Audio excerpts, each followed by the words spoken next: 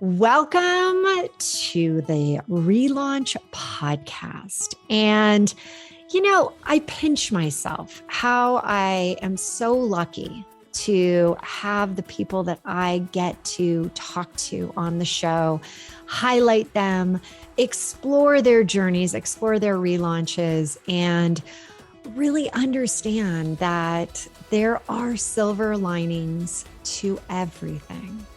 And today I am so excited because this guest is near and dear to my heart because there is something we're going to share with you. But her name is Dawn Bradford. She is a number one, let me do a drum roll here, number one international best-selling author. She's an international public speaker and life coach, sharing a message of hope that healing is possible no matter what we have experienced in our lives. Dawn is an entrepreneur. She is a writing coach. We were just talking before about how she goes up on all these amazing retreats. She's heading to Alaska and has run production for over 15 conferences and retreats. And as I go into my retreat this weekend, I thought, maybe next year. This episode is brought to you by the Fired Up Entrepreneur Program. And this is a program that we are so proud of. The results have been downright remarkable. And we want to invite you to get a glimpse of what it is like inside this program by inviting you to participate in the Business Boot Camp, which is a 5-day free event, and get involved with this because the pearls that we're going to be sharing each and every day are going to be the foundation for allowing you to make money, keep the money, grow the money, and strengthen not only your business, but also yourself. So please take advantage of this and join us at our next boot camp.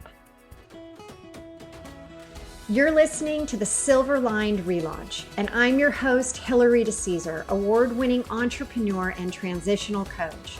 Each week, I'll invite you to tune into inspirational stories, revealing how you too can turn ordinary experiences into the extraordinary. Feeling stuck? I'll share step-by-step strategies to fuel your ability to experience a life where silver linings are both abundant and possible. I got to say a big, warm shout out to my friend Dawn for being here. Hi, Dawn. Thank you so much for having me. I love the opportunity to be able to share my message and just lift other people. So thank you so much. And you really do. And I've heard your journey. I've heard more than most because the exciting news that we have to share is that we co-wrote. We were two of the authors in Step Into Your Brilliant Purpose. And I have to say, it's been quite a journey. I had no idea when I first met Dawn how brilliant she was as an author. And I should have been asking her all of her amazing, steps and things that I could have been doing to make my own journey a little easier. But today I want to highlight you, Dawn, and I want to share your how everything came to be for you today, because there's so much that I admire about you and your journey, and I'd love to share it with my audience. Well, thank you. So it really started with me being in a wheelchair, because before that, I just lived my life small and simple with depression and anxiety and didn't go out. And that's really when everything started to change. I was in a wheelchair and I was getting sicker and sicker and sicker, and they didn't know what was wrong. I had an undiagnosable neuromuscular disorder. And what that taught me was how to fight for what I wanted. Initially, I was ready to just give up and go, my kids would be better off if I died. And my body, in knowing that, things just kind of fell apart. And I could feel this death coming on. And okay, you I was really happy truly with that. You really jumped in. Okay. But I'd like to ask you, take a little step back on what happened to cause you to be in a wheelchair?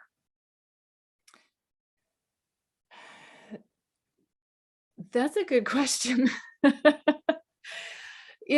I had attacks of paralysis from the time I was 26, and they would come and go. I would have they would come in bunches. The longest I ever went was a few years. And the only thing I knew was that overdoing it physically caused the attacks to come back. Stress seemed to make them worse. Food seemed to make it a little bit worse. What you were saying is these attacks of paralysis. Yes. So you're going along your day and all of a sudden, what would happen? Within a couple seconds, sometimes up to, I'd have notice of about 10 seconds. I would go from being able to walk around to my legs not working. My muscles would just go limp in my legs, up my arms, down my head. And if the attack went too far, it would get up in my lungs and I couldn't breathe. How scary. And I mean, at this point, how long did these attacks last for? So they would last for about an hour and a half. Sometimes they were short, like an hour. Sometimes it'd be almost 2 hours, but most of them are about an hour and a half. And so I might be walking, like one morning I was walking in the kitchen and my legs just crumpled, because by the time I realized it was hitting, I couldn't get back somewhere. Legs crumpled. I'm just laying on the floor in the kitchen. My kids bring me a blanket and a pillow, and I could still talk, and I would just direct them to get ready for school while I'm just laying there on the kitchen floor for an hour. And your kids were getting used to this. Yes. It was starting to be it was normal for them.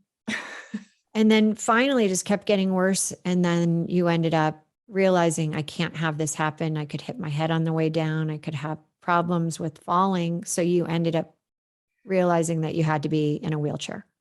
So when this bunch of attacks hit, it was different. I don't know if it was because of my age. I was almost 40.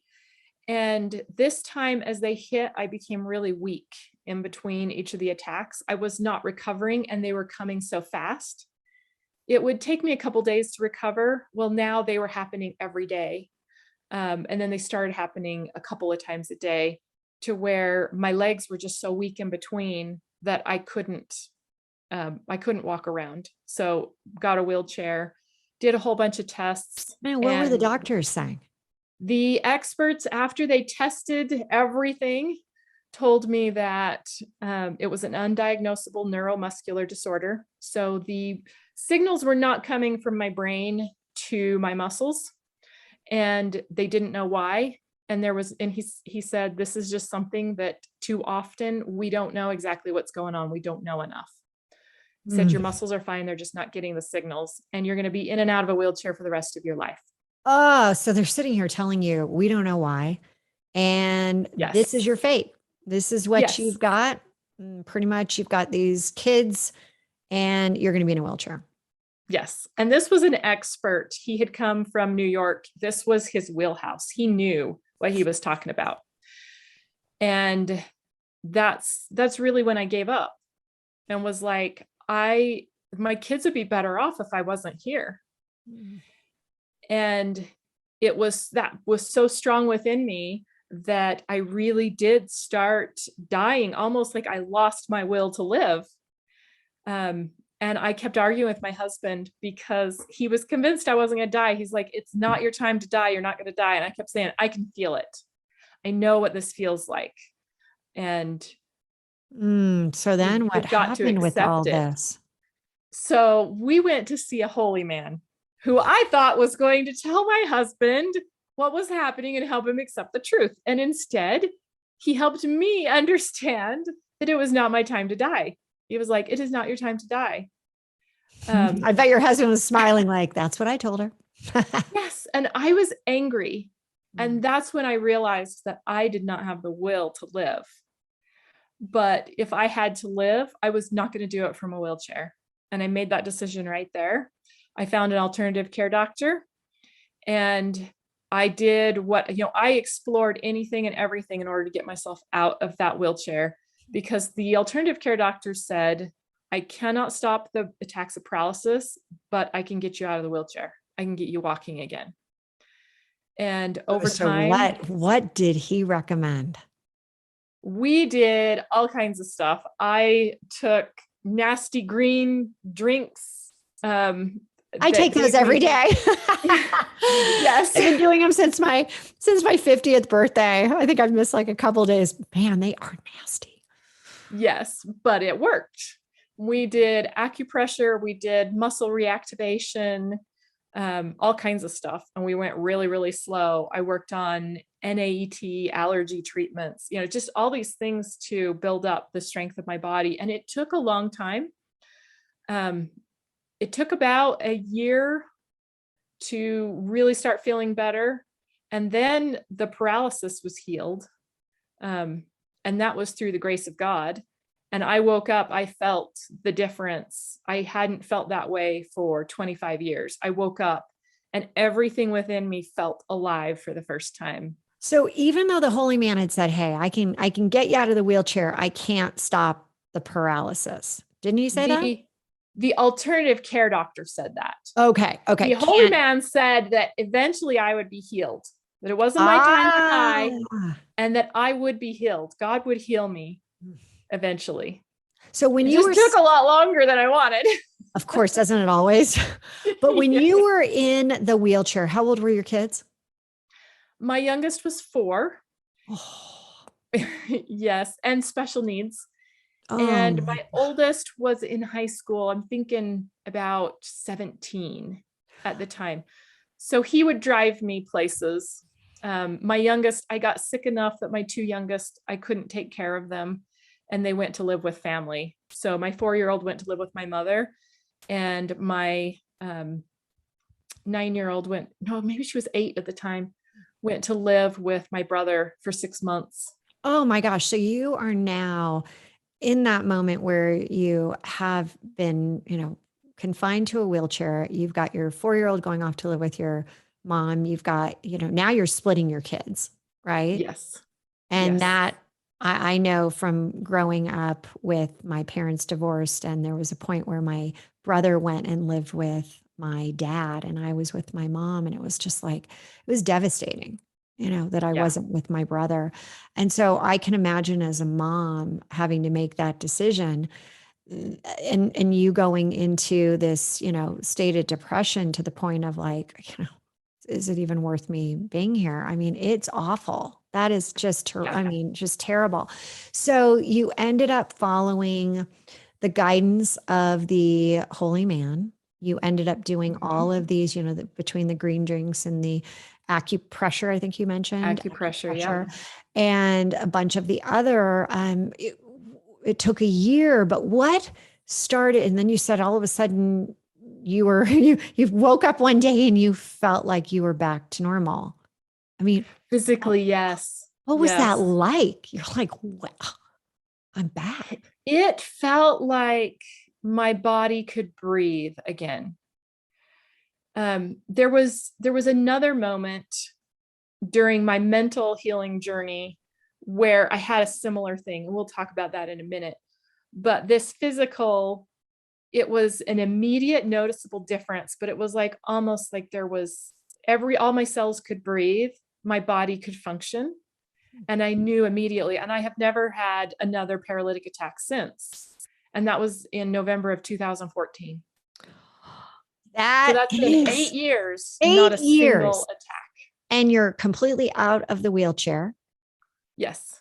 And I hike all the time. I take my dog and we do 4 or 5 miles that hikes without even thinking about it. And so did the holy man finally tell you what was going on with you? No. He had just given me this blessing. And, afterwards he's like, there's got to be a doctor that can help you. Even if the problem is in every cell of your body, there's got to be a doctor that can help you. And that's when I turned to alternative medicine. And I know that there was a big shift in how you were thinking, right? Because you go from this despondent, suicidal, kids are going, off to all these different places. How did you what snapped inside of you, or what happened inside of you that all of a sudden you're like, you know what? I am going to fight for myself. It it was honestly the thought of having to lay in bed being useless for the rest of my life, and it was the belief in this man. If I hadn't believed what he said, because I'd had other people say things, and there was something about going to this holy man, and I believed what he said. And that's really what it came. I allowed myself to believe that, and I thought, if there's a possibility, I am not going to spend the rest of my life laying in bed like an invalid and watching life pass me by. I had spent 20 years willingly doing that. Now I didn't have the choice anymore to just sit at home and do nothing. I had to. I spent at least 23 hours of every day in bed, because even Mm. the wheelchair took energy to Yeah. sit up. And Oh my gosh. I had waited for my life to start until now. I felt like it was too late. And I'm like, if he's telling me I still have a chance, I got to fight for that, because I have to know what it's like to live. It is so important to understand that when you can believe in something, someone, that, they say, believe it to see it. And you believed in this man, and you could have continued to believe what that doctor had said, which, it's undiagnosed. We don't know why you're going to be in the wheelchair the rest of your life. We don't know when you're going to have these episodes again. But that wasn't going to be who you were going to put all of your beliefs into. You decided to switch it up and say, you know what? I want to believe the holy man. I want to walk again. Yeah. Oh, And that belief is extremely powerful. And our brains are incredibly powerful. When looking back, when I realized that my brain had the power essentially to give up the will to live, but then it also had the power to heal. And I needed help. I mean, I combined the Western medicine and the Eastern medicine. Anything I could grasp at, I was willing to do any of those things. I needed help. But the one thing that I had to do was have that belief and that vision that things could be different. you know And it what? doesn't matter if it's physical or if it's mental, it's the exact same thing. You need help. You said You can something do it. so important that I just want to emphasize. That you said, I had the power to give up the will to live, and I had the power to heal. Exactly. It was you who was deciding on what was going to take place in your life. And I want people to realize that it is your choice. You choose what thoughts that create the emotions that, when repeated over time, create your beliefs. Yes.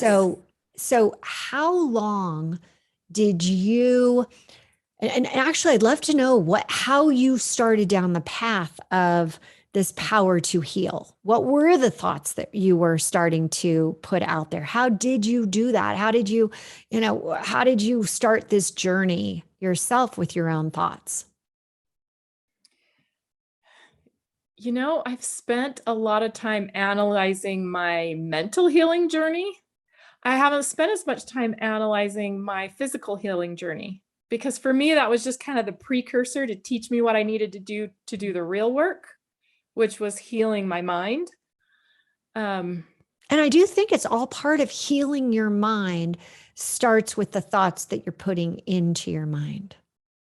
Yeah. And there's a part of me all along as a child that often, if there was something I wanted to do, I just did it. I didn't stop to think, oh, is this too hard? Like, it was trained out of me over time as people kept telling me things were too hard, or you shouldn't be able to just go out and do that. But as a child, I was that way. If I wanted to paint, I mean, I just went and got some of my mom's old paint and a piece of paper and started painting. And for me, it was deciding what I want. The hard part is deciding what I want and deciding what I believe is possible. And once I know it's possible, then nothing's going to stop me. I will just go and do it. Oh, I call that the powerhouse of possibility. Yeah. It's Yes. taking it and saying, I'm owning this. I am owning where I'm going. So that's so incredibly powerful. And now that it, as you said, it's been, what, 8 years Uh-huh. since you got up and walked out of that wheelchair. You are hiking, which I love. Tell us about how your journey has continued down this path because you did start to, were you writing before or did this come after? I had been writing before this. Um, the and I've written several books.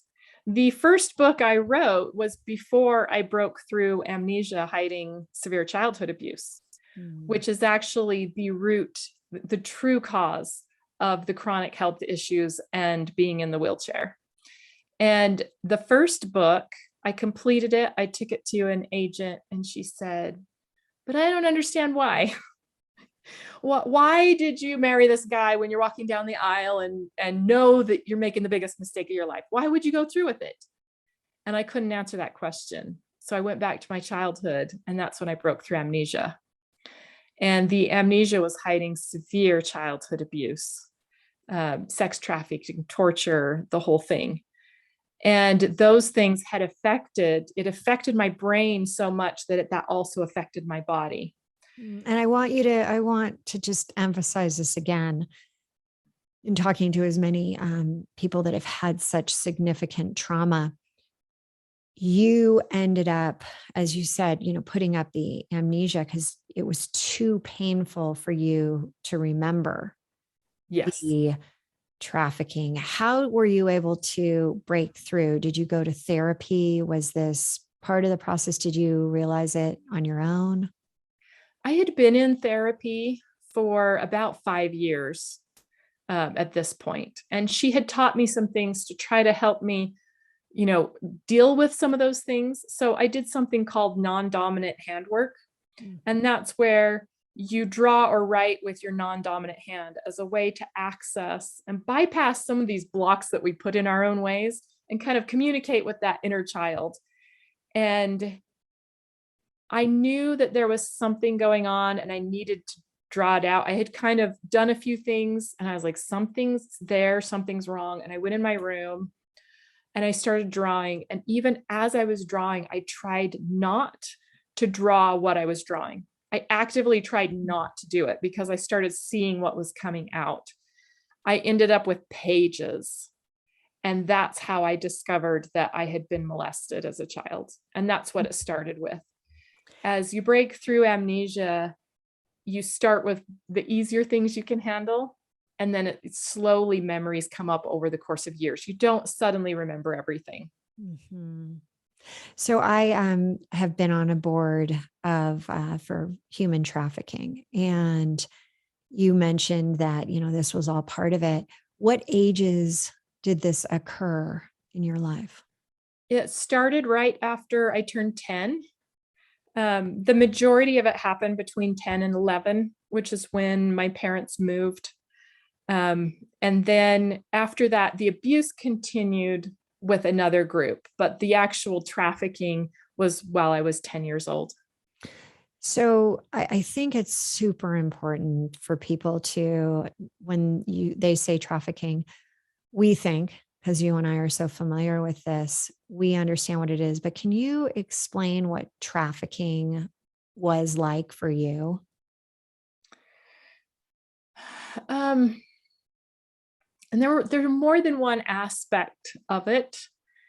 The sex trafficking was difficult, but that wasn't the most difficult aspect of it.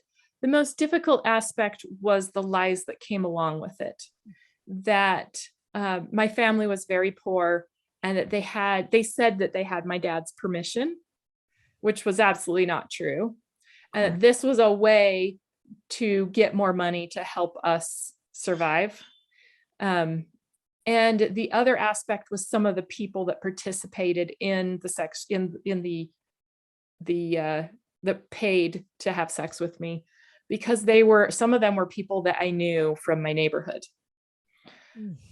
And those aspects were a lot harder than, what we really think of as the difficulty of being sex trafficked, of having to go through those things. It was the mental pieces that were a lot harder for me to cope with. Mm-hmm. And how long? I mean, like you said, you were doing this for a year. Is that right?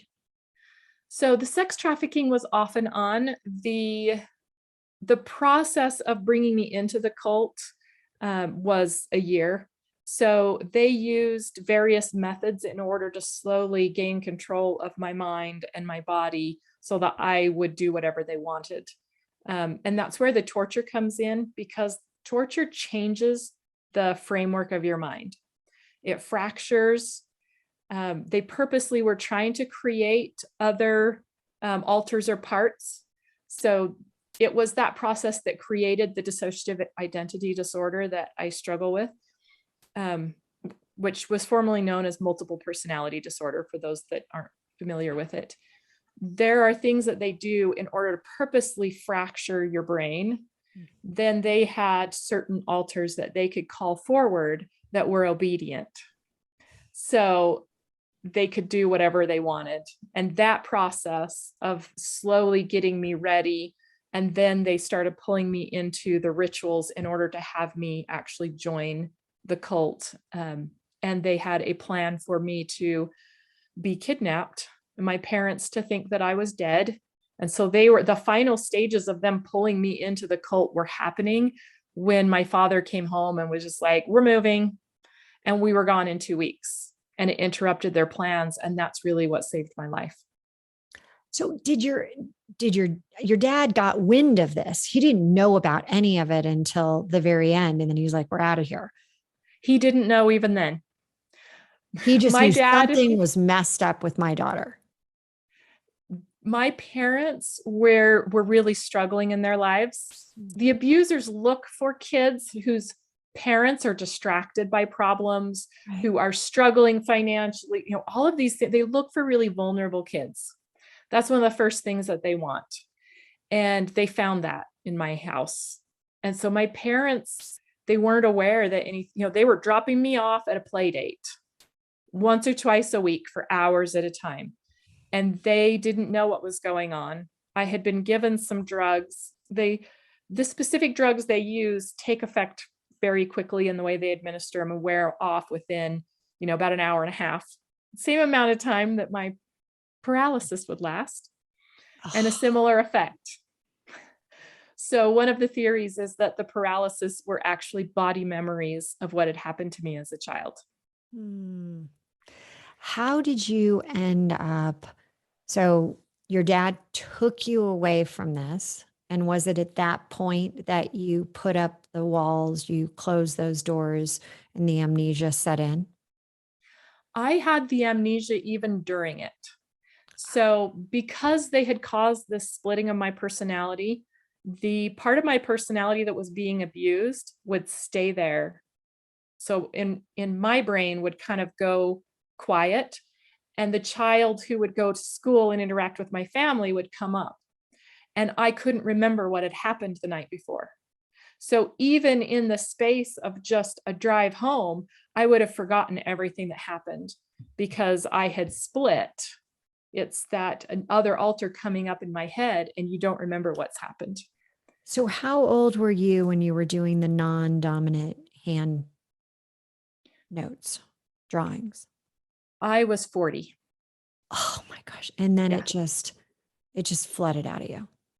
Yes. Then the memories started bubbling up, and things that came up, it just progressively got worse and worse, the memories.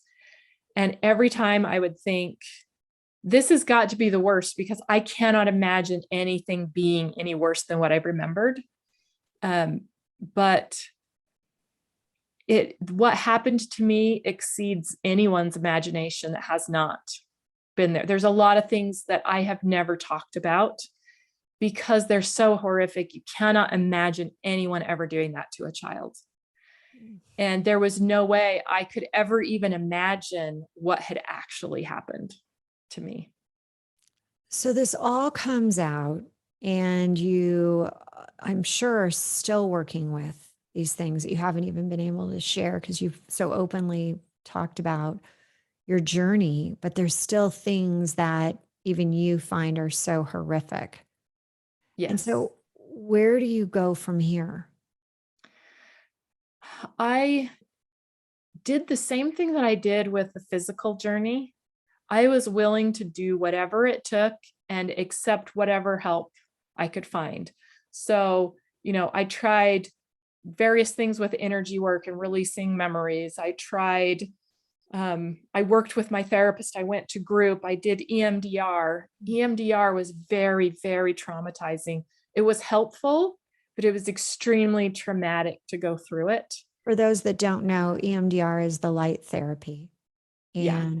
And what you do is you look into a light and it goes back and forth, right? And essentially, it feels like you're sitting in a theater watching what happened to you all over again. And you're trying to hold in your brain that you're safe and that everything's okay. But it really feels like watching, reliving and watching what happened happen Yeah. all over again. Oh my God. So I found a new trauma because as I would work with a therapist, eventually I would grow beyond what they could help me with. Mhm. And I went to a trauma therapist. And that was the most amazing thing, to work with her. And we did a treatment called integrative processing technique. And it is a way to heal trauma, because talk therapy does not heal trauma. It does help with a lot of other things and helps you get to the point and handle a lot of other things, but it won't actually heal the trauma. IPT does. And tell And us about IPT. it's something where you take those pain and those memories and you give them a shape and a color. And the colors have meaning and the shapes. And it's a way of visualizing how to pull that pain out because we don't know how to get rid of the pain. So if we can visualize it, give it a shape and a color, and then pull it out of our space and look at it, and then we destroy that. It can be throwing it into an incinerator or sending it to the sun to be burned up, or you can give it to God. It doesn't matter what your belief system is. You work with that, and you get these things out of your space, and then you receive gifts back, which is the key. Because every time we try to get rid of things, it leaves this emptiness inside of us. And because that's so uncomfortable, we pull the pain back in to fill that space. In this modality, you're bringing light and gifts and things in to take the place of that. And obviously there's more to it than all of that, but that's the main thing. And using the power of your brain to pull these things out, to deal with them, to reframe who you are. We would pull out those things like I'm worthless, it was my fault. And then we would put in that opposite of, of what I wanted, connection and love and value, all of those things as well. So Dawn, I very, mean, very powerful. it is so powerful, IPT, and your journey and what you've been through is something that you would never want anyone to ever go through and have to, internalize. And as you said, it actually caused the root of your sickness, of why you were in the wheelchair. And Mhm. so today, and I mean, there's so many more levels of this, and I feel like I'm racing through it. And I know that you've got books about it, and you've written so many wonderful things, including the chapter in Step into Your Brilliant Purpose. But what are you doing these days? How are you helping others? And what is life like for you now?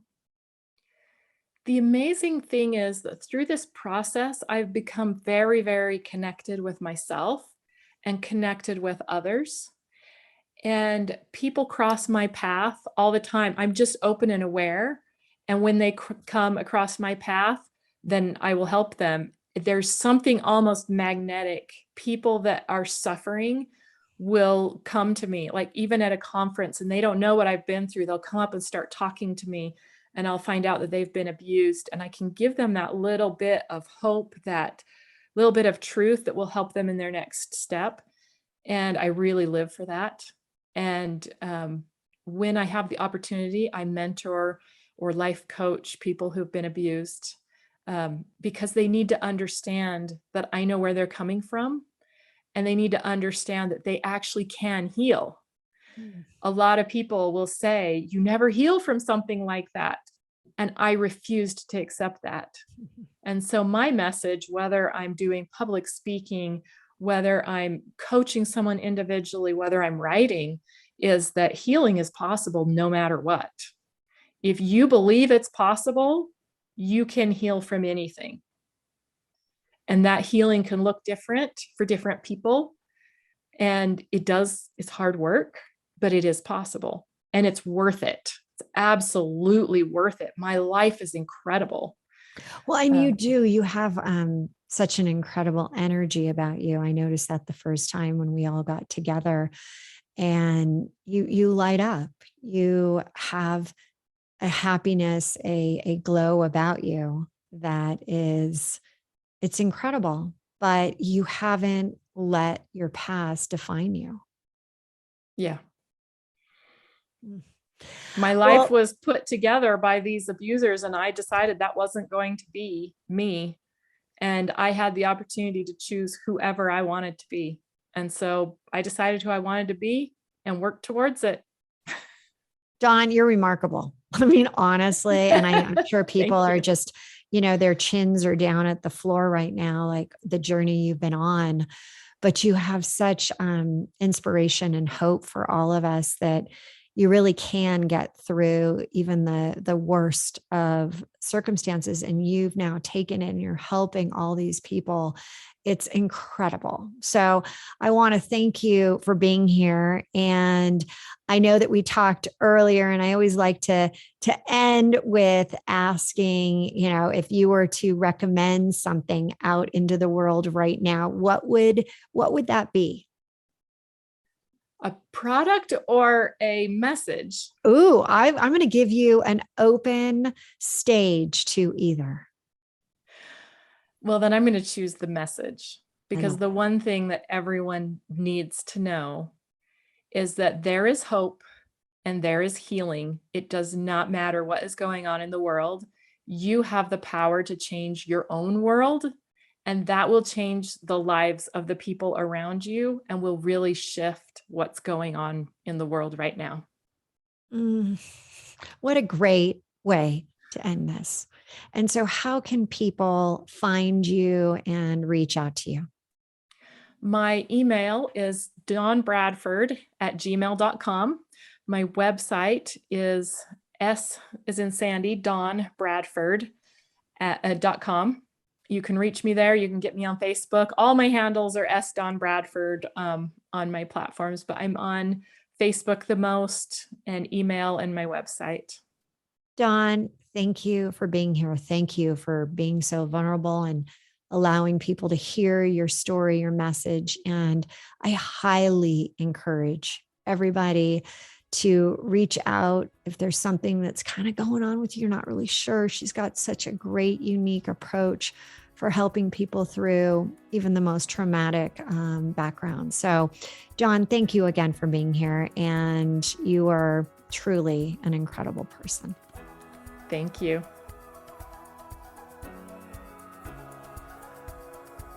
Thank you so much for tuning in to another episode of the Silver Lined Relaunch. If I said something today that resonated with you, will you please head over to iTunes right now and leave us a 5-star review and share this episode with others and help them find the silver linings as well.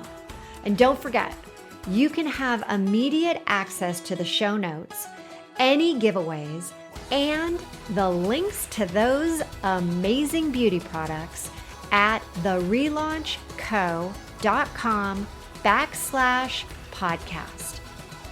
Until next time, there's always a silver lining, and now is the time to hit the reset button to relaunch those transitions into transformations.